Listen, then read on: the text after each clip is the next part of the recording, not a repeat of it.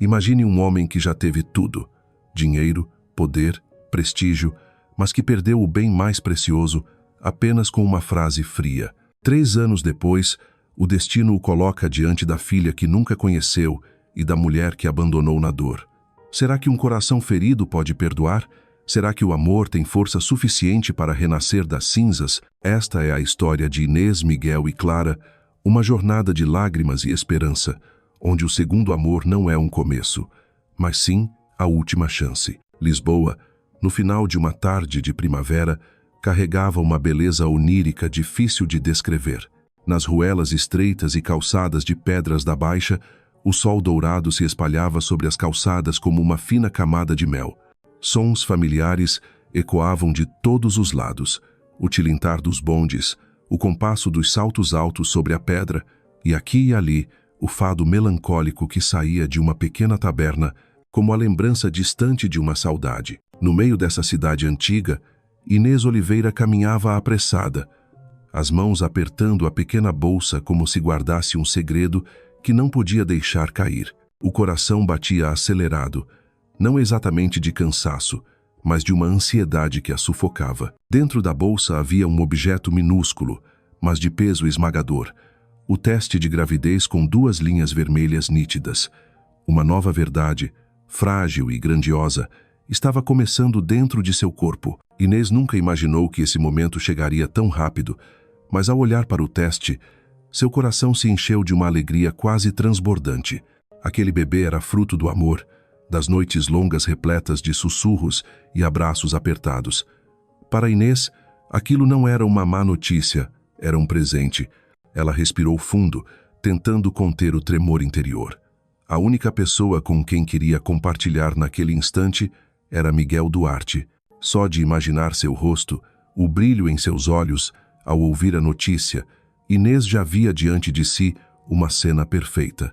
Miguel a abraçando, sorrindo com uma felicidade inesperada e juntos planejando o futuro. Nessa fantasia, a mansão luxuosa em Cascais deixaria de ser fria e solitária para se tornar um lar, onde o choro do bebê se misturaria ao som distante das ondas do mar. Naquela tarde, Miguel a havia chamado ao escritório na Avenida da Liberdade, a avenida mais imponente da cidade, onde os arranha-céus de vidro brilhavam como se desafiassem o tempo. Ao entrar no saguão, Inês se sentiu pequena, mas tomada por uma confiança serena. Pensou consigo mesma: em breve não estaria mais sozinha. A secretária a conduziu até o último andar. Quando a porta se abriu, o espaço amplo se revelou diante dela: o escritório de Miguel. Paredes de vidro exibiam a Lisboa inteira, com o rio Tejo serpenteando sob o pôr do sol radiante. Tudo ali era impecável, mas frio. A mesa de ébano reluzente, a cadeira de couro preto, as estantes alinhadas sem um grão de poeira. Tudo refletia a imagem de um homem que controlava absolutamente tudo ao seu redor. Miguel estava sentado atrás da mesa, sereno como sempre. O terno cinza se ajustava ao corpo imponente, a gravata impecável, os olhos escuros fixos nos papéis à sua frente. Ele só ergueu o olhar quando a secretária anunciou Inês. Um sorriso surgiu em seus lábios, mas não o sorriso caloroso que ela esperava. Era o sorriso educado que ele costumava oferecer em reuniões de negócios. "Você chegou", disse Miguel com a voz calma, quase impessoal. Inês fechou a porta atrás de si. Suas mãos tremiam, mas ela se esforçou para parecer tranquila. Caminhou até a cadeira diante dele e se sentou. O silêncio tomou conta da sala, quebrado apenas pelo tic-tac metálico do relógio na parede. "Miguel", Inês começou, buscando em seus olhos um pouco de ternura. "Tenho algo importante para te contar." Ele ergueu as sobrancelhas, como quem já ouviu essa frase muitas vezes em negociações. Mesmo assim, assentiu. "Diga." Inês respirou fundo, abriu a bolsa e tirou o teste de gravidez. Colocou-o sobre a mesa, diante dele. Seu coração quase explodiu. "Miguel, eu estou grávida." Por um instante, ela jurou ver um brilho surgir nos olhos dele, mas apagou-se tão rápido quanto veio. O rosto de Miguel se endureceu, os olhos escureceram. Ele não tocou o pequeno objeto. Não disse: "É sério?" ou "Não acredito." Apenas o silêncio se espalhou pela sala. "Miguel?" A voz dela tremia. esperando uma reação. Ele se recostou na cadeira, cruzou os braços e falou com frieza. Você vai interromper isso. Inês piscou, acreditando ter ouvido errado. O quê? O que você disse? Você vai abortar, Inês. As palavras saíram como uma ordem. Não é o momento. Uma criança não está nos meus planos. As palavras caíram sobre ela como uma lâmina. Todo o seu corpo congelou. A esperança de um abraço caloroso se despedaçou em segundos. Isso não é algo para interromper, Miguel. É uma vida. O nosso filho. Mas ele não vacilou. Miguel levantou-se, ajustou a gravata e falou com o tom de quem encerra uma reunião. Não quero discutir mais. Se você decidir ter esse filho, vai ser por sua conta. Eu não vou me envolver. Naquele instante, o pôr do sol vibrante lá fora pareceu se transformar em noite cerrada. O homem que ela amava e confiava agora estava diante dela como uma estátua de ferro, negando qualquer vínculo que os unia. A porta se fechou atrás dele, deixando apenas silêncio. Inês afundou na cadeira, segurando o teste com tanta força que quase quebrou. As lágrimas escorreram, mas em meio ao soluço, algo novo nasceu dentro dela. Uma decisão firme. Ela se aproximou da parede de vidro, olhou os carros passando lá embaixo e viu seu rosto refletido, borrado pelas lágrimas, e disse em voz baixa, mas decidida: Você pode escolher ir embora, Miguel. Mas eu escolho amar. Meu filho terá todo o amor que eu puder dar. E assim começava uma jornada solitária, mas cheia de coragem. Inês deixou o prédio imponente da Avenida da Liberdade com as pernas trêmulas. As pedras conhecidas da calçada lisboeta pareciam agora mais ásperas e difíceis de percorrer. Passou pela multidão elegante, pelas vitrines luxuosas que exibiam vestidos e sapatos que um dia admirou. Mas agora tudo aquilo parecia distante, inútil. Dentro dela só havia o vazio imenso e o eco frio da frase de Miguel: Você vai abortar. O vento vindo do Tejo era úmido e salgado. Inês parou na passarela, agarrando-se ao corrimão metálico para não desabar. O coração disparado, lágrimas incessantes. Recordou os momentos vividos ao lado dele. As caminhadas à beira-mar em Cascais, o raro sorriso ao falar da infância, o abraço apertado nas noites frias de inverno. Ela acreditava que por trás da frieza havia um coração capaz de amar. Mas tudo desmoronara. Os passos a levaram de volta ao pequeno apartamento em Alfama, no meio do labirinto de vielas e casas brancas de telhado vermelho. Subiu até o terceiro andar, abriu a porta e foi recebida pelo cheiro úmido e o silêncio pesado. Uma parte dela ainda desejava encontrar Miguel ali, arrependido, pronto para pedir perdão. Mas isso não aconteceu. Inês deixou-se cair no sofá gasto, ainda segurando o teste de gravidez. Aquele objeto, que minutos antes simbolizava felicidade, agora era prova dolorosa de traição. Mas ao olhar para ele com atenção, ela não via um problema, como Miguel dissera, e sim uma vida que pedia proteção. Dentro dela, uma voz pequena, mas forte, dizia: É meu filho, eu não posso desistir. Naquela noite, Inês não conseguiu dormir.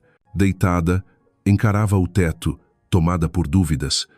Como criar um filho sozinha com o salário modesto de assistente?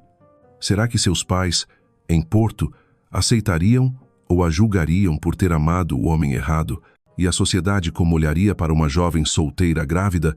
As perguntas vinham como ondas fortes, tentando arrastar lá. Mas, no silêncio da madrugada, Inês pousou a mão sobre o ventre ainda liso e sussurrou: Filho, a mamãe está aqui. Não vou te abandonar, mesmo que o mundo todo vire as costas. As lágrimas caíram, mas dessa vez eram de uma força que crescia dentro dela. Nos dias seguintes, Inês começou a mudar. Manteve o hábito de escrever um diário todas as noites, registrando seus medos, sua fé e os sonhos para o bebê. Uma casa simples e acolhedora, risos infantis ecoando pela cozinha e o olhar confiante de seu filho ou filha. Fechava o caderno e o guardava sob o travesseiro, como uma oração silenciosa. No trabalho, os sinais da gravidez logo apareceram. Enjoos matinais, cansaço repentino, que a obrigava a permanecer mais tempo sentada. Alguns colegas cochichavam, olhares curiosos passavam por ela. Ninguém sabia quem era o pai, e Inês nunca explicou. escolheu o silêncio, suportando os julgamentos, porque dentro dela havia apenas um propósito: proteger seu filho. Às vezes, a raiva surgia intensa. Cada vez que lembrava da voz fria de Miguel e de como ele a deixou sem olhar para trás, o coração se partia. Houve noites em que desejou odiá-lo para sempre, apagar sua imagem da mente. Mas, ironicamente, a lembrança do amor vivido ainda estava lá, tornando a ferida mais profunda. Uma noite, lavando pratos na cozinha pequena, Inês se lembrou de Miguel lhe beijando a face e dizendo que adorava seu sorriso. As lágrimas voltaram, mas logo respirou fundo, enxugou as mãos e pousou-as sobre a barriga. De agora em diante, meu sorriso será só para você. Decidiu. Miguel podia escolher o caminho dele, mas ela escolheria o dela difícil, solitário, mas cheio de amor. Lá fora, Lisboa seguia no ritmo apressado. Bondes percorriam as ruas antigas, o fado ainda ecoava nas tavernas. Mas, para Inês, um novo capítulo havia começado. Já não era mais a mulher sonhadora que dependia do amor de um homem. Tornara-se mãe desde o instante em que decidiu preservar a pequena vida dentro de si. E assim, de uma tragédia amarga, uma semente de esperança foi lançada. O verão chegou a Lisboa com um calor sufocante que fazia as ruas de Pedra Branca parecerem evaporar.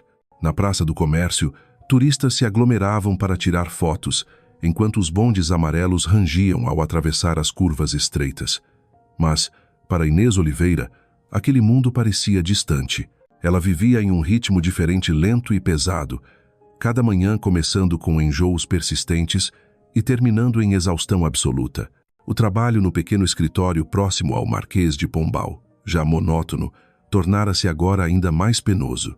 Inês era assistente administrativa, digitava relatórios, respondia e-mails, organizava documentos e, às vezes, preparava café para o chefe.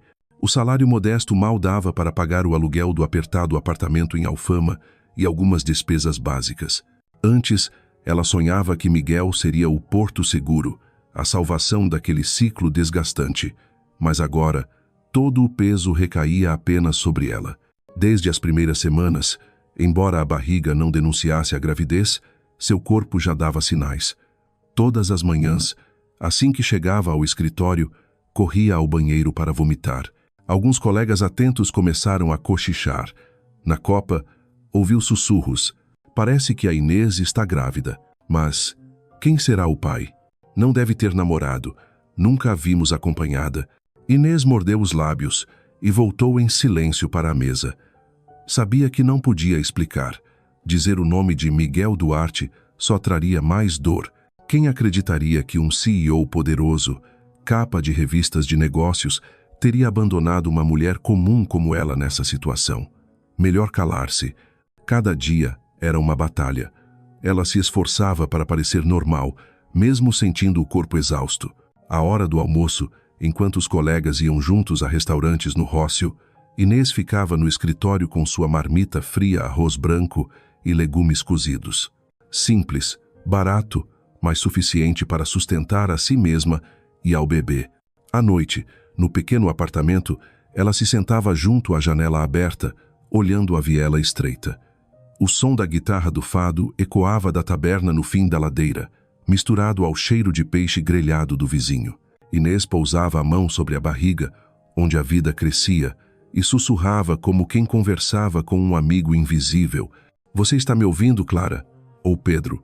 Mamãe ainda não sabe se será menina ou menino, mas prometo, farei de tudo para que você cresça saudável. Havia noites em que as lágrimas encharcavam o travesseiro. A solidão vinha como uma onda violenta, esmagadora. Nos momentos de fraqueza, ela lembrava de Miguel, o olhar dele fixo nos contratos, a mão dele segurando a dela sob a luz dourada de um restaurante encheado. Agora tudo era apenas memória dolorosa. Ele escolheu virar as costas. Ele chamou seu filho de problema. Pensar nisso fazia Inês enxugar as lágrimas e repetir, mordendo os lábios: não tem problema. Só precisamos um do outro, meu amor. O primeiro trimestre passou em meio a uma luta entre fragilidade e resistência. No Hospital de Santa Maria, a médica lhe recomendou descanso e alimentação reforçada. Mas como descansar se o trabalho era sua única fonte de renda? Como comer melhor se o dinheiro mal bastava para o aluguel? Inês decidiu cortar gastos ao máximo. Abandonou o hábito do café da manhã na estação de Santa Apolônia, passou a preparar café ralo em casa, esqueceu os batons e vestidos que costumava olhar nas lojas do bairro Alto, comprando apenas o essencial para comer. Certa vez, no supermercado Pingo Doce, parou diante da prateleira de leite para gestantes. O preço era o dobro do leite comum. Com um nó na garganta, desviou o carrinho e seguiu adiante. Naquela noite, escreveu em seu diário: "Filho, me desculpe por não poder comprar o melhor leite para você, mas prometo compensar com amor infinito. Espero que entenda." Havia também momentos em que sentia o mundo inteiro contra ela. Uma manhã, durante uma reunião, deixou cair uma pilha de documentos quando uma tontura repentina a atingiu. O chefe a olhou severamente. "Inês, concentre-se. Este não é lugar para devaneios." A sala explodiu em risadinhas. O rosto dela corou. Abaixou-se para recolher os papéis, sentindo-se humilhada. Mas ao tocar a barriga, respirou fundo e se levantou. Não por ela, mas pelo bebê. Numa tarde, ao sair do trabalho, Inês caminhou pela Rua Augusta, sob o arco majestoso. Turistas riam, tiravam fotos, celebravam. Ela seguia em silêncio, as mãos segurando a barriga pesada. Mas quando viu um casal conduzindo uma menina de cachos dourados que gargalhava, seu coração se suavizou. Sorriu, imaginando o dia em que também caminharia ali de mãos dadas com o filho. Esse pensamento bastava para seguir adiante. Cada dia era uma luta, mas também uma prova de que Inês não desistiria. Não importava como a sociedade a olhasse, nem o quanto Miguel tivesse se afastado. Ela já havia escolhido seu caminho. E nesse caminho, havia uma vida em crescimento que a fazia mais forte do que nunca. O tempo passava lentamente, marcado pelas mudanças em seu corpo. A barriga crescia, as camisas já não escondiam. No quarto mês, diante do espelho do pequeno banheiro, Inês tocou o ventre arredondado e, pela primeira vez, sentiu a realidade palpável. O bebê estava crescendo a cada dia. E então, numa noite calma, enquanto escrevia no diário sob a luz do abajur, sentiu um leve chute. O coração apertou. Lágrimas desceram dessa vez, de alegria. "Meu amor", murmurou com a voz trêmula, "você acabou de responder à mamãe, não foi?" Aquele momento tornou-se seu alicerce. Mesmo que o mundo todo lhe virasse as costas, dentro dela havia um ser dizendo: "Mamãe, estou aqui." Mas junto da felicidade frágil, vieram os dias de exaustão. Ir ao trabalho era cada vez mais difícil. Todas as manhãs, ela enfrentava o bonde lotado da estação de Santa Apolônia até o Marquês de Pombal. O cheiro, o calor, o barulho a faziam enjoar. Muitas vezes ninguém cedia lugar, e ela permanecia de pé o trajeto inteiro, segurando a barriga para se equilibrar. Uma vez quase caiu quando o bonde freou bruscamente e o susto fez seu coração disparar. Os colegas falavam cada vez menos com ela. Na copa, comentários meio jocosos, meio piedosos circulavam. Quem será que vai sustentar o bebê dela? Deve ser fruto de um caso qualquer? Inês ouvia, mas não respondia. Apertava os punhos e pousava a mão na barriga, lembrando a si mesma: essas palavras não importam. O que importa é você. No 6º mês, o médico disse que a gestação ia bem, mas ela apresentava sinais de anemia pela falta de nutrientes. Inês sorriu com esforço. Assentiu, mas voltou para casa com o coração pesado. Abriu a geladeira. Algumas verduras murchas, um pedaço pequeno de queijo, uma garrafa de leite quase vazia. Respirou fundo, fechou o diário e decidiu cortar ainda mais. Roupas novas, sapatos, maquiagem, tudo seria descartado. Numa noite chuvosa em Alfama, deitada na cama, Inês abraçou a barriga e ligou um pequeno aparelho de ultrassom portátil que comprara barato pela internet. O som do coração do bebê preenchia o quarto como a mais sagrada das melodias, abafando o vento que entrava pelas frestas. "Clara, você me ouve?" Sorriu, chamando pelo nome que já escolhera em segredo. Clara significa pura. Quero que você cresça inocente, sem a frieza que um dia me feriu. O nome ficou gravado em seu coração como uma promessa. A filha seria a luz que traria sentido à sua vida escura. Com isso, vieram também as dores nas costas, as noites insones, a exaustão, o rosto pálido, olheiras fundas, mas Inês ainda vestia o casaco e seguia ao trabalho. Algumas vezes, ficava até tarde para terminar relatórios, já que trabalhava mais devagar. O chefe não demonstrava compaixão. Se não cumprir os prazos, será substituída. Ela engoliu as lágrimas. Sabia que não podia perder o emprego. Não havia Miguel, nem ninguém para apoiá-la. No meio de tantas dificuldades, pequenos gestos lhe davam esperança. Uma manhã, ao passar por uma praça em Alfama, um idoso que vendia flores lhe ofereceu uma rosa branca e disse com um sorriso: "Para você e o bebê. Que os dois tenham saúde." Inês levou a rosa para casa, colocou no único vaso de vidro sobre a mesa e sentiu o coração aquecido. Era a primeira vez que alguém de fora lhe dava uma palavra de apoio, um sinal de que o mundo não havia lhe negado por completo. Nos últimos meses de gestação, a barriga pesava como chumbo. Caminhar era difícil, o fôlego curto, o sono instável. Mas sempre que sentia Clara se mexer, uma nova força surgia. Todas as noites, antes de dormir, Inês pousava as mãos no ventre e murmurava: "Você é a razão de eu continuar viva." No silêncio do apartamento em Alfama, aquelas palavras soavam como oração, afastando a escuridão da solidão. Mesmo abandonada, mesmo desprezada, Inês escolheu o amor como sua arma. E dia após dia, esse amor transformava a dor em força, sustentando mãe e filha na travessia da tempestade. Naquela noite, o céu de Lisboa estava cinzento e a chuva caía pesada sobre os telhados vermelhos de Alfama, formando filetes de água que escorriam pelas pedras escorregadias da calçada. Inês estava em seu pequeno apartamento, abraçando a barriga já arredondada, olhos fechados, tentando respirar fundo. A primeira contração chegou de repente, como uma lâmina cortando o ventre, obrigando-a a se curvar. O gemido escapou de seus lábios, quebrando o silêncio do quarto escuro. Ela esperara por esse dia durante 9 meses, mas quando finalmente chegou, o medo a invadiu. Estava sozinha.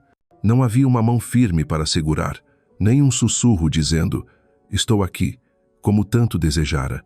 Apenas o som da chuva batendo no telhado e sua respiração ofegante. Com esforço, pegou o telefone e chamou um táxi. A voz metálica do atendente soou através do barulho da chuva: "O carro chegará em 10 minutos." 10 minutos que pareceram uma eternidade. Ela andava pelo apartamento em passos trêmulos. As contrações vinham em ondas. O suor escorria pela testa. Quando finalmente ouviu a buzina na rua estreita, vestiu às pressas um casaco e desceu as escadas escuras, abraçando o ventre. Cada degrau parecia uma montanha, mas ela seguia, mordendo os lábios até sangrar. O taxista, um homem de meia idade, olhou-a pelo retrovisor com preocupação. "Para qual hospital, senhora?" "Santa Maria. Por favor, o mais rápido que puder." O carro avançou pela cidade encharcada, cruzando ruas quase desertas. Inês se encostou no banco, as mãos apertando a barriga enquanto as dores se intensificavam. Fechou os olhos, lágrimas se misturavam ao suor. Em sua mente, ecoava a voz fria de Miguel: "Você vai abortar." "Não", murmurou, como se respondesse a um fantasma. "Meu filho não é um problema. É um milagre." No hospital, enfermeiras correram com a maca. Inês foi levada às pressas para a sala de emergência, luzes de neon brancas passando rapidamente pelo teto. O cheiro de desinfetante impregnava o ar. Um médico jovem se inclinou e perguntou: "É seu primeiro parto?" "Sim, estou sozinha." A voz dela embargou, mas o médico apenas assentiu, pedindo à equipe que se preparasse. As dores vieram ainda mais fortes. Inês agarrou as laterais da cama, unhas marcando o metal. Gritou, como se o corpo fosse se despedaçar. No meio do caos, desejou uma mão para segurar, um olhar para se apoiar. Então percebeu que já não estava só. O bebê estava com ela. "Clara", chamou entre gemidos, a voz rouca. "Vamos juntas, meu amor." Respirações ofegantes, instruções urgentes. "Força, respira fundo, agora empurra." Compunham uma sinfonia desesperada, até que, após horas que pareciam eternas, um som maravilhoso ecoou, o choro claro de um recém-nascido. As lágrimas de Inês transbordaram. Quando a enfermeira colocou a pequena menina em seu peito, o tempo parou. O corpinho tremia, o calor se espalhava, a mão minúscula se fechava em torno de seu dedo. Toda a dor, o medo e a solidão desapareceram. Restava apenas uma coisa: amor. Bem-vinda ao mundo, Clara sussurrou, a voz entrecortada. Você é a vida da mamãe. Lá fora, a chuva continuava caindo sobre os telhados de Lisboa. Mas dentro daquela sala fria, um novo sol havia nascido. Após o primeiro choro que encheu o quarto branco, tudo mudou para sempre. Clara, enrolada em um cobertor macio, adormeceu sobre o peito da mãe. Inês contemplava o rostinho delicado, os cílios que tremiam, a pele corada, a respiração tranquila. O coração dela se inundou de uma emoção indescritível. Todas as dificuldades, os sussurros maldosos, as noites de lágrimas, as dores insuportáveis tornaram-se lembranças distantes. Naquele instante tudo valia a pena. Clara, murmurou, beijando a testa da filha. Você é o milagre da mamãe. Os dias seguintes no hospital foram um novo mundo para as duas. O quarto pequeno cheirava a desinfetante, as paredes brancas manchadas, a cama de ferro rangendo a cada movimento. Mas para Inês, era um paraíso. À noite, quando Clara chorava, ela a embalava, cantando canções de ninar desajeitadas, a voz embargada pelo cansaço e pelas lágrimas. Passava horas observando as mãos minúsculas se abrindo e fechando, como se tentassem agarrar o mundo. Mas a felicidade vinha acompanhada da dura realidade. As contas do parto, os remédios, o leite, as fraldas, tudo pesava. Inês contava as moedas economizadas, aflita com o futuro.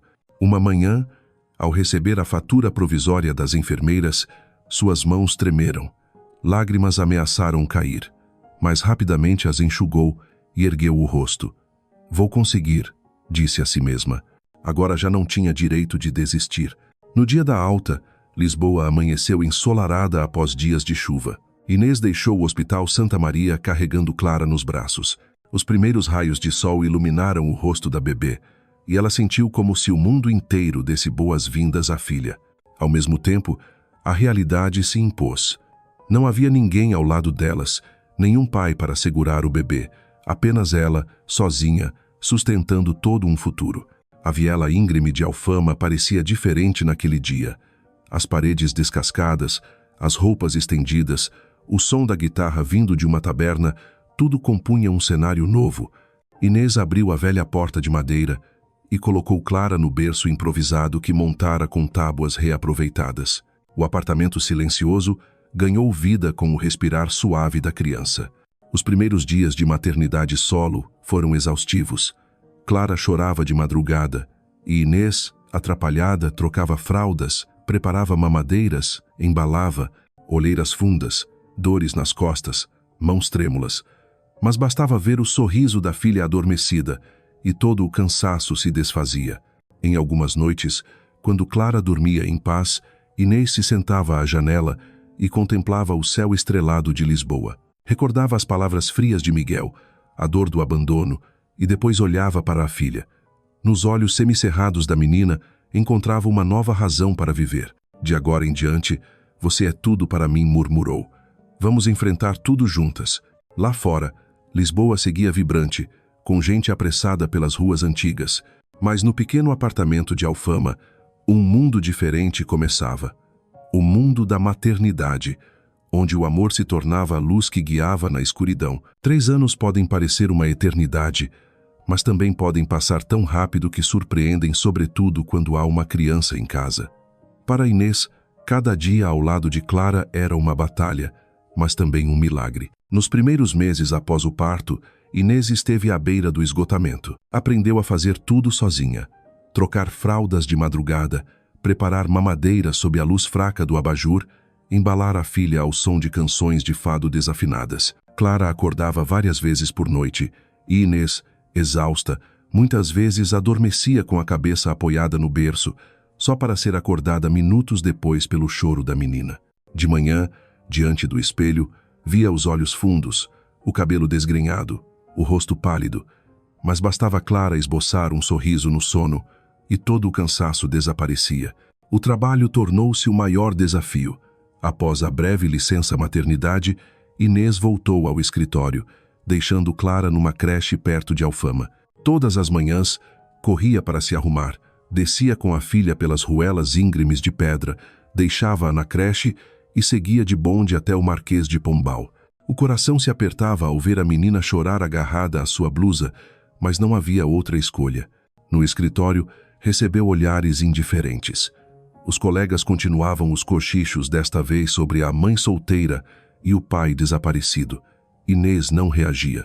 Sentava-se à mesa, ligava o computador e digitava relatórios intermináveis. O chefe lhe atribuía ainda mais tarefas, como castigo pelo tempo perdido. Ela suportava em silêncio, porque aquele salário era a única fonte de sustento para as duas. À tarde corria para buscar Clara na creche, o coração acelerado com medo de se atrasar. Um dia, o trânsito a prendeu por meia hora. Ao chegar, encontrou a filha sentada sozinha, olhos vermelhos de tanto chorar. O peito de Inês se partiu. Pegou-a no colo, chorando junto. Mamãe está aqui, Clara. Nunca mais vou te deixar esperar. Mas no fundo sabia. Na cidade dura e apressada, promessas assim eram quase impossíveis de cumprir. As finanças eram um tormento constante. Aluguel, creche, leite, remédios, tudo acumulava. Inês economizava até o último centavo. Vendeu alguns objetos que guardava de Miguel. Um vestido de seda que ele lhe dera num jantar em Bairro Alto, um par de sapatos de uma viagem a Cascais. Cada venda doía, mas pensar na lata de leite para Clara lhe dava forças para seguir. À noite, cozinhava refeições simples, sopa de legumes, purê de batatas, às vezes sardinhas grelhadas compradas no mercado. Sentava-se à mesa e comia observando Clara engatinhar, depois se levantar com passos incertos. O apartamento pequeno, de paredes manchadas e chão frio, transformava-se em lar pelo riso da filha. O dia em que Clara falou a primeira palavra, Inês estava lavando pratos. De repente, a menina murmurou baixinho: "Mamã." O som foi como música celestial. Inês largou tudo, correu, abraçou a filha e chorou de alegria. "Isso mesmo, mamãe está aqui. Você é o maior presente da minha vida." Pequenos momentos assim eram o combustível de Inês. Cada passo de Clara, cada sorriso, cada abraço desajeitado eram cura e força. Mas havia também noites de angústia. Quando Clara tinha febre, Inês a carregava até o Hospital Santa Maria, esperando horas nos corredores lotados. Nessas situações, pensava em Miguel. Se ele estivesse ali, talvez não se sentisse tão sozinha. Mas logo afastava a ideia. Ele escolhera partir. Ela não podia se permitir fraquejar. 3 anos se passaram assim, uma sequência de dificuldades, mas também de amadurecimento. Inês já não era a jovem sonhadora de antes. Agora era mãe resiliente, capaz de enfrentar qualquer tempestade. Clara era sua luz, a razão de continuar. A menina crescia e se tornava o centro do pequeno universo em Alfama. Os primeiros passos ecoaram no chão frio, fazendo Inês rir e chorar ao mesmo tempo. Clara caía e se levantava, olhos brilhantes, como se dissesse: "Não vou desistir, mamã." Para Inês, aquilo era um reflexo da própria coragem que precisava manter. De manhã, apressada, vestia Clara, arrumava-lhe o cabelo em 2 coquinhos e a levava à creche. No caminho, a menina apontava para janelas coloridas, gatos nas soleiras, bondes que passavam tilintando, e balbuciava palavras. Entre tantas preocupações, essas risadas eram bálsamo. Após o trabalho, Inês buscava a filha e passava no mercado próximo ao Martim Moniz. Os vendedores já a conheciam. Alguns cumprimentavam com simpatia. Um dia, uma senhora peixeira lhe deu alguns peixinhos extras. Para a menina: "Ela é linda demais." Inês agradeceu emocionada. Em gestos simples assim, encontrava a bondade humana. Mas a vida também era dura. O aluguel aumentava, obrigando cortes ainda maiores. A maioria das roupas de Clara vinha de feiras de usados, como a Feira da Ladra, mas Inês lavava, costurava e cuidava para que a filha estivesse sempre apresentável.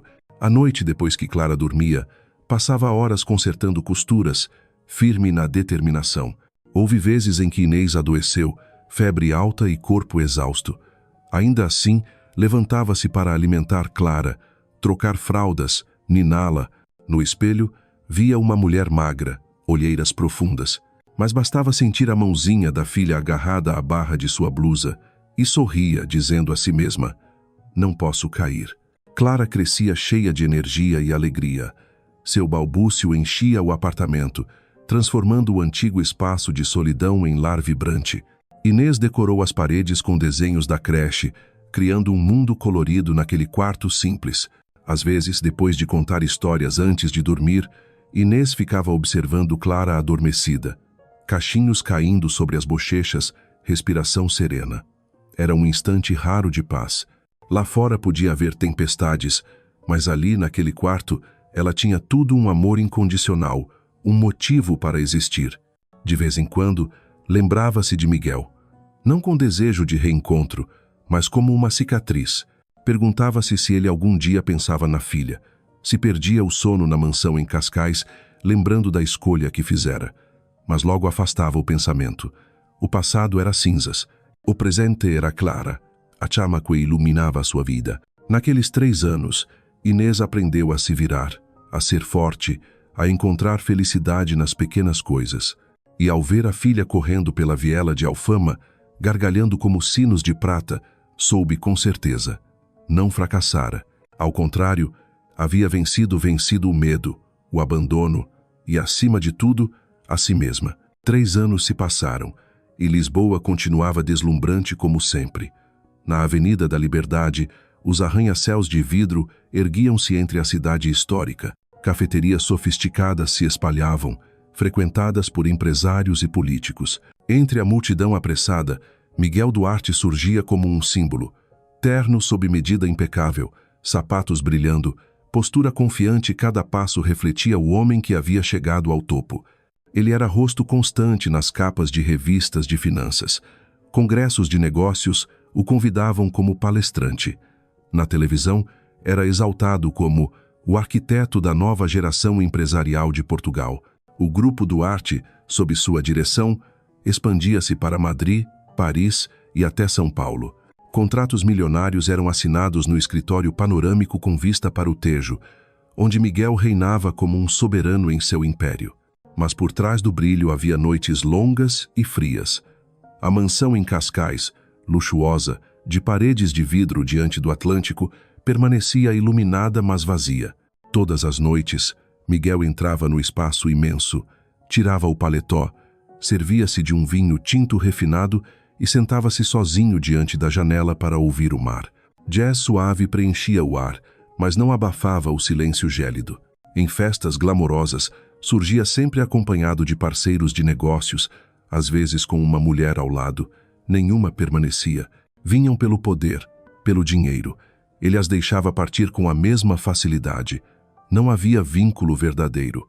Às vezes, após sair do escritório à meia-noite, dirigia pela orla de Cascais, o vento marítimo bagunçando os cabelos.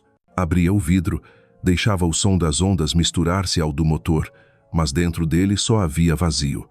No fundo, carregava uma escuridão nunca preenchida. Memórias de Inês surgiam de repente. Seus olhos luminosos, a voz suave, o sorriso em cafés de chiado, mas também a lembrança dolorosa. À tarde em seu escritório, quando ela colocou o teste de gravidez sobre a mesa. A imagem insistia em voltar, apesar de todos os esforços para enterrar, lá. E as palavras frias ditas por ele mesmo cortavam como navalha: você vai abortar. Muitas vezes Miguel se perguntava: será que aquela criança nasceu? Seria menino ou menina? Teria algo dele no olhar? As perguntas o perseguiam, mas não se permitia buscar respostas. Convencia-se de que o trabalho bastava, de que o sucesso preencheria todos os vazios. Numa noite, durante um jantar com investidores espanhóis, um deles levou a filha pequena, de 3 anos. A menina corria pela sala, rindo, os cachos balançando, até abraçar as pernas do pai. O homem a ergueu e beijou sua testa, entre aplausos divertidos. A cena sufocou Miguel. A taça em sua mão tremeu, respingando vinho na camisa. Com uma desculpa, saiu apressado para o banheiro. Diante do espelho, viu seu rosto com olheiras profundas e sorriso forçado. A luz branca escancarava a verdade. Tinha um império, mas não conseguia escapar do fantasma do passado. Naquela noite, de volta à mansão, ficou longamente diante do vidro, contemplando o mar escuro. Entre as ondas, quase ouviu o riso de uma criança, um riso que nunca conhecera, mas que ecoava como lembrança de algo perdido. Pela primeira vez em anos, sentiu medo, não do fracasso nos negócios, mas do fato de que parte de seu sangue podia estar crescendo em algum lugar sem precisar dele, sem sequer conhecer. Lu. Alto Brotruce, ou Alto no Lisboa. Folhas douradas caíam pela Avenida da Liberdade. O vento fresco misturava-se ao aroma de café e doces das confeitarias. Famílias caminhavam de mãos dadas, enquanto Miguel permanecia sozinho no último andar do Grupo Duarte. Sobre a mesa, contratos milionários recém-assinados. No andar de baixo, a equipe comemorava, mas ele não se juntava. A cidade refletia-se em seus olhos através do vidro. No computador, letras e números dançavam, mas a mente dele vagava. Voltava àquela tarde distante. Inês entrando no escritório, os olhos cheios de esperança, colocando o teste sobre a mesa. Lembrava-se claramente daquele olhar frágil, trêmulo, mas brilhante como uma chama. E ele a apagara. Miguel recostou-se na cadeira, massageando as têmporas. 3 anos se passaram e ainda não conseguia livrar-se da cena. Subira mais alto que jamais sonhara, mas por que o coração parecia sufocar a cada noite? Muitas vezes pensou em procurar Inês. Seus contatos e recursos tornariam isso fácil, mas sempre recuava. Seria orgulho, o medo de enfrentar o desprezo nos olhos dela, ou o receio de confirmar a verdade de que seu filho existia, crescia, mas não precisava dele. Noutra noite, em Cascais, sentado diante da lareira, enchia repetidamente a taça de vinho. O mar rugia contra as rochas, o vento uivava, aumentando o frio da mansão. No Tampo de Carvalho, o celular vibrava sem parar com e-mails internacionais. Respondeu mecanicamente, até que uma lembrança o atravessou. A menina de cachos dourados que vira no jantar semanas antes. O coração se apertou. Será que minha filha se pareceria assim? Pensou. Suspirou, levantou-se e foi até a sacada, olhando o mar sem fim. Pela primeira vez, todo o sucesso perdeu o sentido. Números, contratos, aplausos, nada preenchia o vazio no peito. Nos sonhos, Inês surgia. Às vezes, de olhos marejados, perguntava-lhe, por quê? Outras, carregava uma criança e se afastava, deixando-o só, imóvel, na casa gelada. Ele acordava suado, coração disparado. Certa manhã, ao encarar o espelho, viu as olheiras marcadas, o rosto endurecido, incapaz de esconder o cansaço.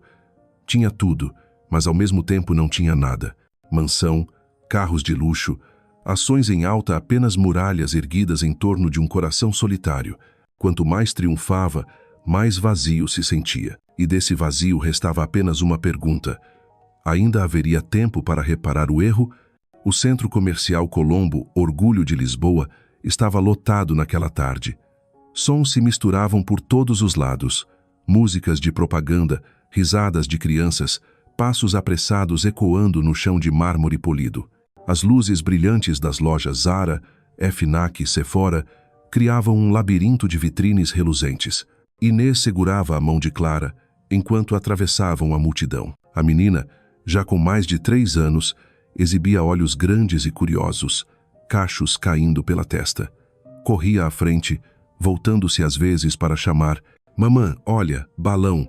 Inês sorriu, acelerando o passo para acompanhá-la. O objetivo do dia era simples, comprar algumas roupas novas para Clara, já que os vestidinhos estavam apertados demais. Criar uma filha nunca fora fácil, mas Inês aprendera a economizar e se virar, garantindo que a menina tivesse sempre o necessário. Entraram numa loja infantil. Clara correu direto para o canto com vestidos de princesas, os olhos brilhando de encantamento. Inês a observava, tomada por uma alegria serena. Pensou consigo, basta ver, lá feliz para que todo sacrifício vale a pena. Enquanto isso, em outra ala do Colombo, Miguel deixava uma reunião com 2 parceiros internacionais. Terno impecável, passos firmes, olhar cortante o retrato do executivo de sucesso. Um assistente caminhava atrás, entregando documentos para assinatura. Para Miguel, era apenas mais um dia de trabalho intenso e produtivo. Planejava passar no café do segundo piso antes do próximo compromisso. Mas, ao dobrar um corredor, seus olhos foram atraídos por uma cena no meio da multidão. Uma menina de cachos soltos, olhos grandes e luminosos, sorrindo enquanto abraçava um vestido de princesa. Miguel parou. O mundo ao redor pareceu emudecer. Só ouvia seu próprio coração acelerado. A criança era incrivelmente parecida com ele. O olhar, o nariz, até o jeito curioso de inclinar a cabeça lembravam suas fotos de infância. E então ele a viu. Inês, próxima ao caixa, cabelos presos, aparência simples, mas olhar ainda radiante. Em um instante, o passado lhe voltou inteiro. A tarde de 3 anos atrás, quando ela colocara o teste de gravidez sobre a mesa. O rosto dela agora trazia menos ingenuidade e mais firmeza. Inês também o viu. A mão apertou a bolsa, o corpo enrijeceu, a respiração travou, o coração disparou, não por saudade, mas pela onda de dor e ressentimento. Clara continuava alheia. Ergueu o vestido e gritou animada. Mamã, olha que lindo! Inês forçou um sorriso, acariciou os cabelos da filha, mas os olhos permaneceram fixos no homem a poucos metros. Miguel caminhou devagar em direção a elas, como se cada passo pesasse toneladas. O assistente tentou intervir, mas ele ergueu a mão, mandando-o parar. Naquele momento, não era mais o CEO poderoso. Era apenas um homem diante da verdade que negara. Parou diante delas e murmurou. A voz rouca. Inês. Ela ergueu o rosto, o olhar cortante como lâmina. Não aqui, respondeu seca, em português claro. Clara olhava de um para o outro, confusa. Ergueu novamente o vestido, sorridente. Mamã, compra para mim? Inês abaixou-se, abraçou a filha, como se quisesse protegê-la. Mas Miguel não conseguiu evitar. Os olhos presos na menina, falou baixo, com a convicção de quem já sabia a resposta. Ela é minha filha, não é? Não soou como pergunta, mas como confissão. Inês mordeu os lábios, os olhos marejados, mas a voz firme. Você não tem o direito de perguntar. Virou-se e saiu com Clara pela mão. Miguel permaneceu imóvel, perdido no fluxo da multidão. Um vazio imenso se abriu dentro dele, revelando a verdade que fugira por 3 anos. Ele perdera tudo. O primeiro passo, a primeira palavra, o primeiro sorriso da filha. E pela primeira vez em anos, seus olhos se encheram de lágrimas. O Colombo seguia ruidoso, anúncios soando, famílias rindo. Para Miguel, tudo sumiu. Ficou parado, estático, observando Inês e a menina desaparecerem. Cada passo delas era como uma lâmina em seu peito. Recordações o atropelaram. 3 anos antes, aqueles olhos o haviam encarado cheios de esperança. Agora só restavam frieza e desprezo obra dele mesmo. O assistente se aproximou, excitante. Senhor Duarte, ainda temos uma reunião. Cancele. Cortu. Ruco. Saiu apressado, mas quando virou o corredor, já não havia sinal delas. O coração batia descompassado, como se fosse rasgar o peito. Chegou ao estacionamento, mas não conseguiu abrir o carro de imediato. As mãos tremiam em torno da chave, a respiração pesada. Todo o império, números e contratos haviam perdido sentido. Ele acabara de ver o que realmente importava e o que perdera. Ecoava em sua mente. Ela é minha filha, não é? E mesmo sem confirmação, sabia que era verdade. Todas as dúvidas, todas as fugas, ruíram diante de um só olhar. Naquela noite Miguel não voltou à mansão em Cascais.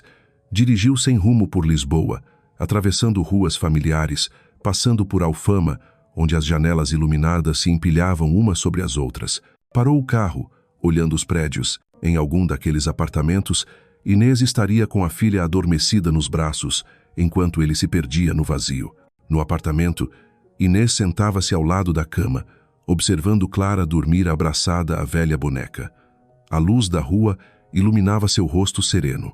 Inês acariciou os cabelos da filha, mas o coração estava em tumulto. O encontro inesperado reabriu feridas que julgava cicatrizadas.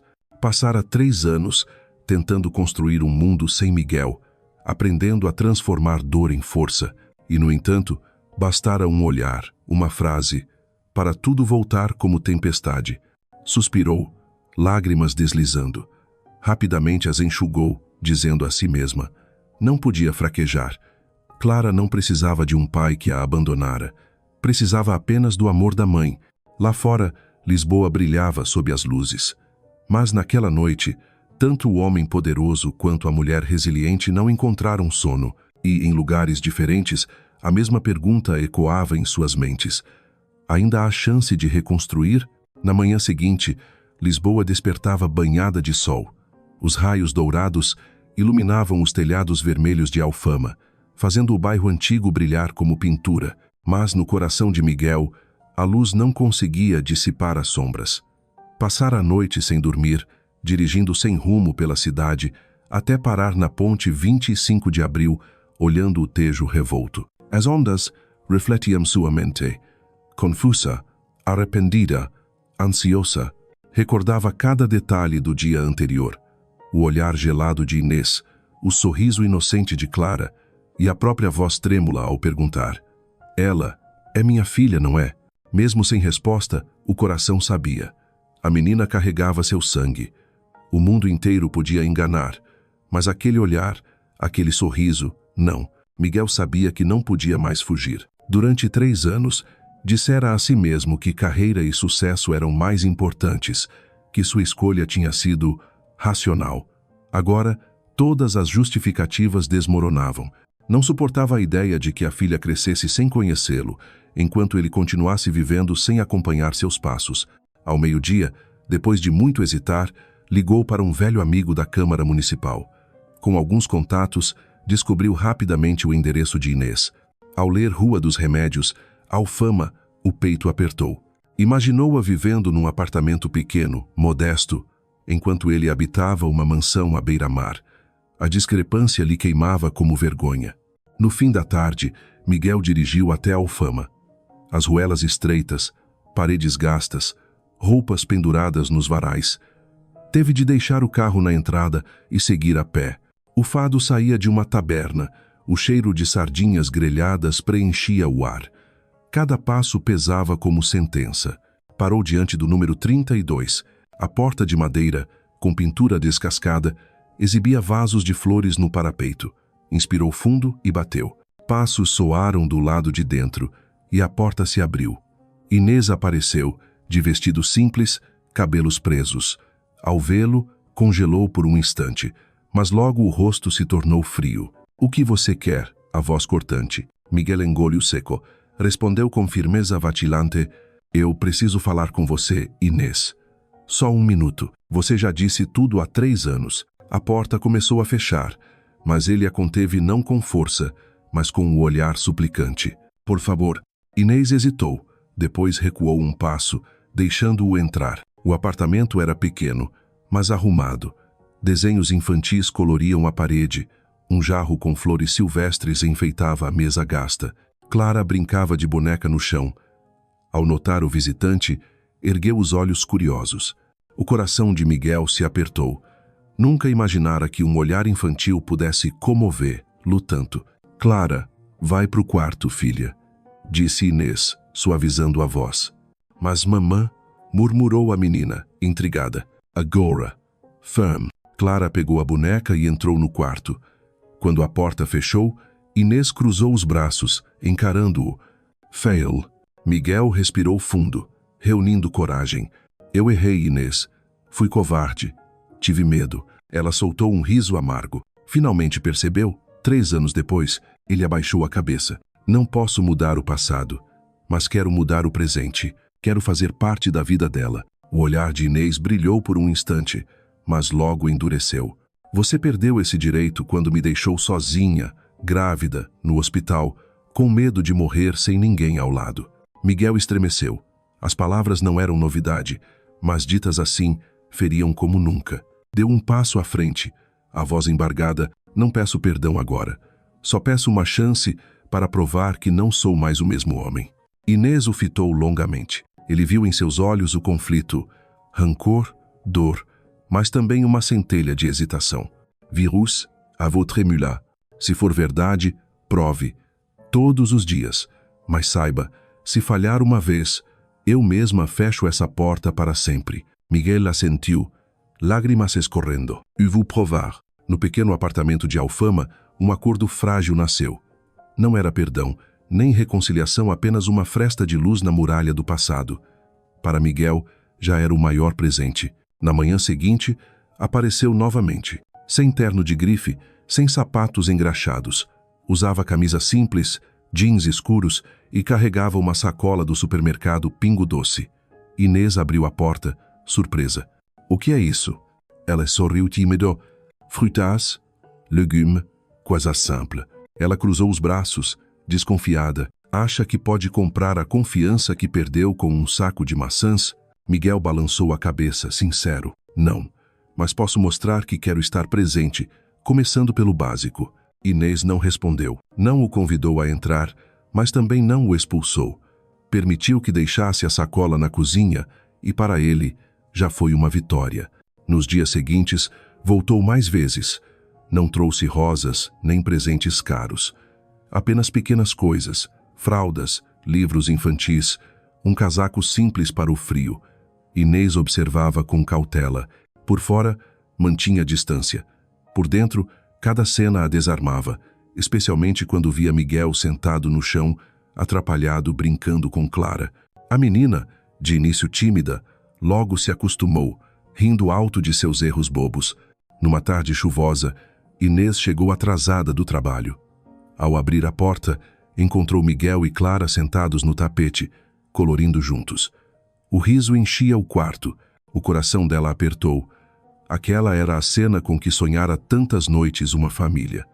Mas a lembrança da dor voltou. Ele a deixara sozinha. Não podia simplesmente esquecer. Você chegou cedo demais, disse, fria para esconder o turbilhão. Miguel olhou chamiaito. Desculpe. Só não queria que ela ficasse sozinha. Ela não respondeu. Pendurou o casaco e foi para a cozinha. Mas, diante da pia, os olhos marejaram. O riso de Clara ecoava e o coração se suavizava, mesmo contra a razão. Com o tempo, Miguel tornou-se presença constante. Não impunha nada, apenas ajudava.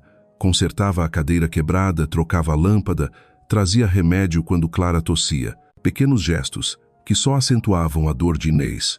Por que não há 3 anos? Numa noite, com Clara já adormecida, sentaram-se frente a frente na cozinha iluminada pela luz amarela. Você acha que é fácil assim? Começou Inês, a voz trêmula mas firme. Eu estava sozinha na sala de parto. Ouvi o primeiro choro da nossa filha sem você. Passei noites em claro, com medo de que ela parasse de respirar. Onde você estava? Miguel baixou a cabeça, mãos cerradas. Fugindo, do medo, da responsabilidade, de mim mesmo. Mas não quero fugir mais. O olhar dela oscilou, dividido entre fé e desconfiança. Palavras não bastam, então me deixe provar com ações. O silêncio tomou a sala. Apenas o tic-tac do relógio e suas respirações pesadas. Por fim, Inês virou o rosto, enxugando uma lágrima. Naquela noite, deitada ao lado de Clara, refletiu. Via os esforços de Miguel, mas a dor antiga não desaparecera. Teria coragem de abrir o coração mais uma vez? Ou deveria proteger a si e a filha de outra decepção? Enquanto isso, na mansão de Cascais, Miguel retornava ao vazio habitual, mas dessa vez não se sentia só. Dentro de si havia um propósito: lutar, dia após dia, por Inês e Clara, até provar que merecia ficar. E assim começava um novo capítulo feito de persistência, esperança frágil e da determinação de um homem em reconquistar a oportunidade que ele mesmo perdera. Nas semanas seguintes, a rotina de Inês e Clara começou a mudar, não de forma brusca, mas aos poucos, silenciosamente. Miguel já não aparecia de surpresa. Seguia o horário rígido imposto por Inês, apenas no fim da tarde, nunca por muito tempo, e sem interferir nos hábitos da filha. Para um homem acostumado a comandar um império, pedir permissão a cada visita era uma lição de humildade, mas Miguel aceitava. Via nisso parte da penitência que merecia. Clara, inocente como qualquer criança, não ligava às regras. Sempre que Miguel surgia com um sorriso tímido, corria para mostrar um desenho novo ou enfiava um bloco de Lego em suas mãos. Para ela, pai era só um conceito ouvido na escola, quando os colegas falavam do homem que os acompanhava. Agora, também tinha alguém assim, e o recebia com naturalidade. Para Inês, era diferente. Cada vez que via Miguel amarrando o cadarço da filha com cuidado, ou de quatro no chão brincando de cavalo enquanto Clara gargalhava em suas costas, travava uma batalha interna. Parte dela queria sorrir e admitir que a cena era bonita. A outra sussurrava: ele te abandonou. Não estava lá quando você mais precisou. Essa corda invisível a puxava em direções opostas, tirando-lhe o sono muitas noites. Num sábado à tarde, Clara pediu para ir ao parque perto da Praça Martim Moniz. O outono deixava as árvores amarelo-alaranjadas, folhas secas estalavam sob os pés. Inês, relutante, permitiu que Miguel os acompanhasse. Sentaram-se num banco, observando Clara brincar com uma bola vermelha. De repente, a menina caiu. Inês se ergueu instintivamente, mas Miguel chegou primeiro. Levantou-a, limpou a saia e beijou-lhe o joelho ralado. Não foi nada, princesa. Clara riu, esquecendo a dor. Inês, a alguns passos, ficou abalada. Quantas vezes fora a única a acudir nas quedas? Agora havia outra mão a mesma que antes se negara. Quando Clara voltou a brincar, Inês disse: fria, você não pode simplesmente aparecer agora e agir como se sempre tivesse estado presente. Miguel ficou em silêncio, depois assentiu. Eu sei, mas cada vez que a seguro nos braços, entendo o que perdi e não quero perder mais. A resposta não apagou a dor, mas tocou Inês. Ele não se justificava nem se escondia. Admitia a culpa com voz cansada, mas sincera. Nos dias seguintes, Miguel passou a aprender coisas simples. Antes lidava com estratégias e contratos milionários. Agora, lutava para preparar mamadeira, trocar fralda, até cantar canções de ninar com sua voz grave. Clara ria das letras erradas, enquanto Inês, mesmo tentando conter-se, deixava escapar um leve sorriso. Numa noite de apagão, apenas velas iluminavam o apartamento. Clara, assustada, agarrou-se à mãe. Miguel, sem dizer nada, tirou o casaco e cobriu as duas, sentando ao lado e inventando uma história absurda sobre um golfinho perdido, distraindo-a dos trovões. Inês observava em silêncio, sentindo renascer um calor que acreditava morto, a sensação de ter um ombro ao lado, mas logo reprimiu o pensamento. Confiança não se reconstrói em semanas. A ferida de 3 anos não se cura com gestos pequenos. Precisava ser cautelosa por ela e por Clara. Nessa noite, junto à janela iluminada pela lua sobre os telhados de Alfama, Inês refletia. Entre memórias dolorosas e mudanças presentes, seria possível curar? Ou era apenas uma ilusão doce antes de nova tempestade? Do outro lado da cidade, Miguel também não dormia. Mas, desta vez, não sentia o desespero de antes. Havia visto um brilho nos olhos de Inês pequeno, mas real. Jurou não deixar apagar-se. A presença dele em Alfama virou um hábito novo, que Inês recebia com cautela, mas não podia negar.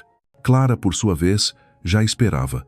Nos dias em que Miguel se atrasava, corria até a porta, perguntando repetidas vezes: mamã, pai já vem? O coração de Inês se contraía. Criara a filha sozinha, sempre dizendo que só havia mamã. Agora, em poucas semanas, Clara chamava de pai o homem que as abandonara. E se ele sumisse de novo? Como a menina suportaria outra ausência? Por isso, Inês testava-o em segredo. Um dia, fingiu-se ocupada e pediu que Miguel levasse Clara à escola. Observando de longe, viu-o atrapalhado com o casaco e o cadarço torto, mas não desistiu. Ajoelhou-se e pediu ajuda à filha. Assim, Clara riu, corrigindo-o, até conseguirem juntos. Inês, escondida atrás de uma árvore, enxugou as lágrimas. Ele já não era o mesmo Miguel orgulhoso. Noutra noite, Clara teve febre alta. Inês, em pânico, ia levá-la ao hospital quando Miguel chegou. Sem perguntas, pegou a menina e correu para o carro. Durante o trajeto, dirigia firme, mas olhava-a pelo retrovisor, os dedos crispados no volante. Ao ouvir do médico que era apenas virose, desabou numa cadeira, olhos vermelhos, suado. Achei que ia perdê-la, murmurou. Inês, ao lado, viu-o tremer. Não era mais o homem frio, mas um pai aprendendo a amar. Depois disso, Miguel tornou-se ainda mais paciente. Não apressava a reconciliação, concentrava-se em Clara, lia histórias, levava-a ao parque, ensinava letras. A menina se apegava cada vez mais, segurando sua mão quando ele tentava sair. Num domingo à tarde, foram juntos à beira do Tejo. Sentaram-se tomando sorvete, o vento fresco e o sol dourado refletindo na água. Clara corria lambuzada de creme, apontando gaivotas. Miguel, emocionado, disse a Inês, é isso que eu sempre quis. Ela permaneceu em silêncio. Sabia que era sincero, mas ainda havia muralhas dentro de si. Numa noite, após Clara dormir, os dois ficaram na sacada olhando a viela iluminada. Você quer mesmo ficar? Perguntou Inês. Séria. Mais do que tudo, respondeu sem hesitar. Ela o encarou, firme. Então saiba, não é por mim, é por ela. Miguel sorriu, convicto. Por você, Duas. O coração de Inês estremeceu. A desconfiança persistia, mas a sinceridade também. Pela primeira vez em 3 anos, permitiu-se relaxar um pouco. Naquela noite abraçada a Clara, percebeu que já não estava sozinha. Miguel estava se esforçando de verdade. E apesar das feridas ainda abertas, uma semente brotava em seu peito, a semente da esperança. O inverno chegou a Lisboa, trazendo ventos frios que varriam as ruelas estreitas de Alfama. Cachecóis de lã apareciam nos ombros das pessoas, e por toda parte ecoavam sinais da preparação para o Natal. Na Praça do Rócio, erguia-se uma árvore gigantesca, brilhando em luzes coloridas. Clara se encantava tanto que todos os dias puxava a mãe para passar por lá, os olhos radiantes, como se contivessem o próprio céu estrelado. Miguel também os acompanhava com frequência. Já não era o visitante cauteloso das primeiras semanas, mas parte das pequenas caminhadas. Pacientemente segurava a mão da filha entre as barracas de castanhas assadas, ajeitava-lhe o cachecol quando o vento apertava. O homem que antes vivia numa mansão de luxo agora se misturava à multidão apenas para ver o sorriso da filha. Para Inês, cada cena era um misto de calor e peso. Calor por ver Clara feliz, peso pelo medo de amolecer outra vez. Sabia que, se voltasse a confiar, poderia se ferir de novo. Numa noite, após deixar Clara em casa, Miguel permaneceu na cozinha pequena. Inês preparou chá de gengibre. A luz amarela criava uma atmosfera estranha, íntima, mas tensa. Lembra quando a gente sonhava em viajar juntos? Miguel perguntou de repente, suave. Inês congelou. Lembrava. Noites juvenis, em que planejaram Paris, Roma, Praga. Ela acreditara ser um futuro certo, até que uma escolha dele destruíra tudo. Não fale disso, respondeu seca. Miguel assentiu, sem discutir, mas a tristeza em seus olhos era visível. O silêncio se prolongou, quebrado apenas pelo tic-tac do relógio e o vapor do chá. Então, ele murmurou. Eu ainda amo você, Inês. A confissão abalou-a. Ninguém a chamava assim há muito tempo, mas rapidamente ergueu a muralha. Amor não some assim, Miguel, mas também não volta com uma frase bonita. Ele baixou a cabeça, apertando a xícara. Sabia que tinha razão. Amor traído não volta com palavras, mas também sabia que a chama não se apagara por completo. Vira nos olhos dela quando sorria vendo-o brincar com Clara, quando se atrapalhavam ao tocar-se. Uma semana depois, um gesto simples mudou algo. Na noite de Natal, Miguel chegou cedo com um presente. Não era joia nem marca famosa. Apenas um álbum vazio, capa com 3 corações. Entregou a Clara e a Inês para começarmos nossa própria história. Clara vibrou, colando de imediato a primeira foto. Os 3 juntos no Rócio, semana anterior. Inês permaneceu em silêncio, a garganta apertada. Nunca imaginara Miguel, antes obcecado por poder e imagem, pensando em algo tão singelo. Após o jantar, com Clara dormindo, Inês foi à sacada respirar o ar frio. Miguel apareceu, oferecendo-lhe um cachecol. A proximidade, o calor da respiração, a fez hesitar em recuar. Eu não vou desistir de você, disse ele, firme. O coração dela disparou. Parte queria fugir, parte ansiava pelo abraço que fora dor, mas também refúgio. Não respondeu, apenas entrou, apertando o cachecol. Mas a noite, em sono inquieto, repetia-se dentro dela. Eu ainda amo você. Como uma semente caindo em solo árido, não germinava ainda, mas despertava. Desde o Natal, algo mudou entre eles. Não era reconciliação plena, nem paixão avassaladora de antes. Era suavidade, um espaço para o calor entrar. Miguel percebeu que não precisava mais bater contra muralhas frias. Havia pequenas rachaduras, visíveis quando Inês sorria involuntariamente de seus tropeços, quando não desviava o olhar. Para ele, isso valia mais que contratos milionários. Numa manhã de domingo, Inês surpreendeu aceitando um piquenique em Monsanto. Miguel preparou tudo: toalha, sanduíches, suco e até uma pipa colorida, que aprendera a montar na véspera. Clara correu pela casa gritando: "Mamã, vamos voar pipa!" No parque, o vento forte ergueu a pipa. Clara segurava o fio, rindo, enquanto Miguel a protegia. Inês observava, cabelos ao vento, sentindo a cena como um vislumbre de família completa o sonho que enterrara. Ao pôr do sol, sentaram-se na toalha. Clara adormeceu no colo da mãe. Miguel, diante delas, tirou o casaco e o colocou sobre os ombros expostos de Inês. Ela se assustou, pronta a retirar, mas os olhos dele a detiveram. Não havia arrogância, apenas ternura. "Obrigado, poroje", murmurou. Inês desviou o rosto, escondendo a emoção. Nos dias seguintes, a proximidade cresceu em pequenos gestos. Um dia, ela chegou à escola e encontrou Clara rindo nos ombros de Miguel, braços abertos como asas. O coração de Inês se apertou, mas também aqueceu. Noutra noite, ajudava a lavar a louça. Desajeitado, espalhou espuma pela cozinha. Inês não conteve o riso, um riso solto, esquecido havia anos. Miguel riu junto. A distância entre eles parecia diminuir. "Você ainda lembra como eu ria?" escapou dela, arrependida em seguida. "Ele afetou intensamente." "Nunca esqueci." O coração dela acelerou. Virou-se, fingindo limpar a mesa, mas as palavras ecoaram toda a noite. Num dia de chuva forte, Inês ficou presa no trabalho. Ao ligar aflita, descobriu que Miguel já buscara Clara. Caminhava com ela nas costas, sob um guarda-chuva, os dois rindo. Quando Inês chegou, encharcada, viu-o abraçar a filha, protegendo-a com o próprio corpo. A imagem a comoveu. Lembrou-se da noite solitária do parto, da dor. Mas ali estava um Miguel diferente, disposto a se molhar inteiro para manter, la seca. Naquela noite, à janela, ouviu a chuva cair e reconheceu.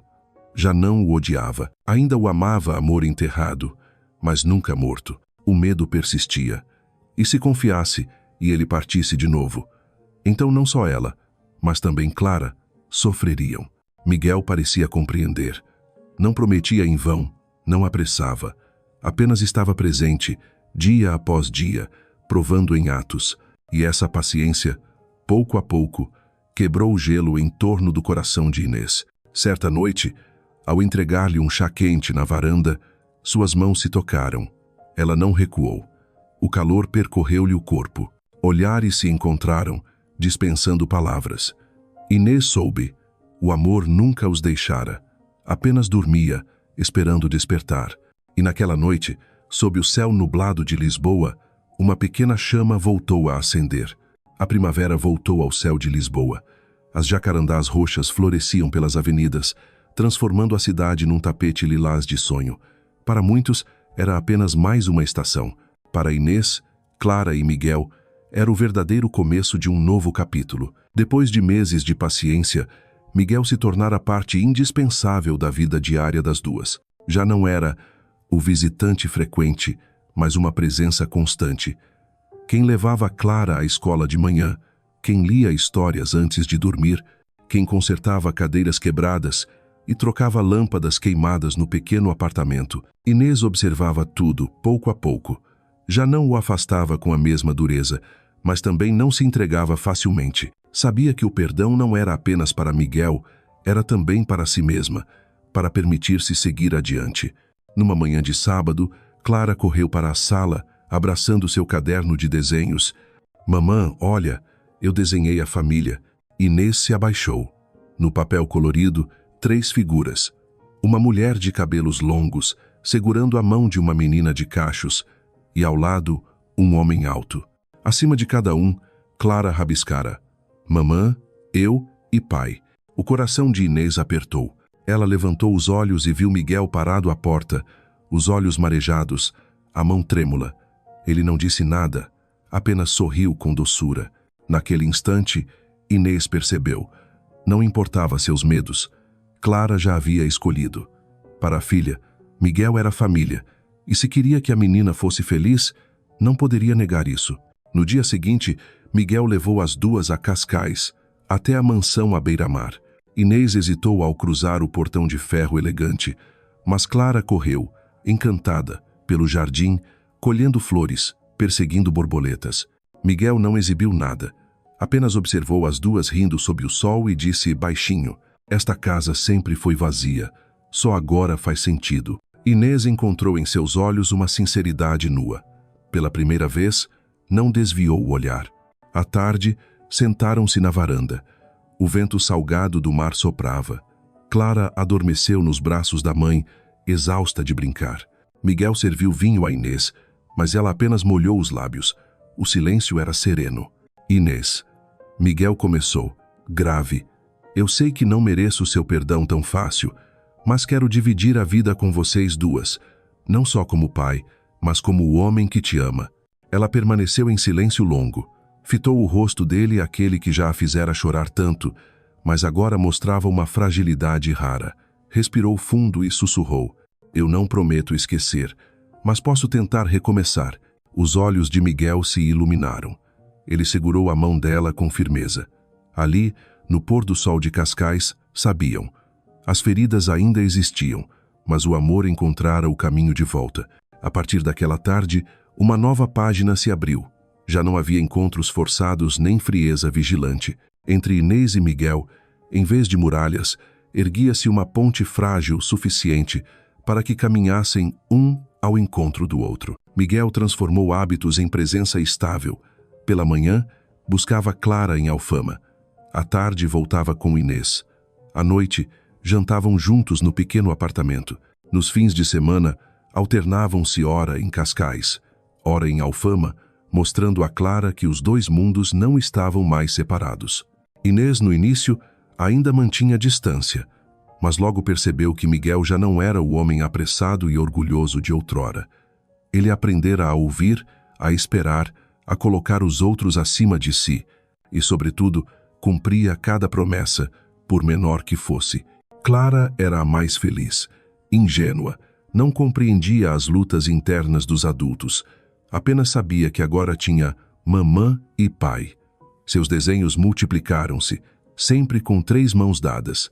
Um dia, ao entregar um deles a Miguel, disse com inocência: "Agora somos família de verdade, né, pai?" Miguel a abraçou, lágrimas nos olhos, sem conseguir responder. Inês assistiu à cena, sentindo uma mistura de ternura e dor. Então compreendeu: perdoar não é esquecer, mas aceitar que o amor pode ser mais forte que o passado. Numa noite, após Clara dormir, Inês foi à varanda iluminada pela lua sobre os telhados vermelhos de Alfama. Miguel estava lá, com uma xícara de chá. Sentou-se ao lado e, depois de silêncio, disse: "Miguel, você me magoou como ninguém, mas também ninguém me fez sentir tão viva como você." Ele virou-se, surpreso, emocionado. "Eu não prometo perfeição, mas prometo ficar." Ela assentiu, olhos marejados. Não respondeu em palavras, apenas colocou a mão sobre a dele. Um gesto pequeno, mas para Miguel, a maior aceitação. No mês seguinte, Miguel organizou uma pequena cerimônia em Cascais.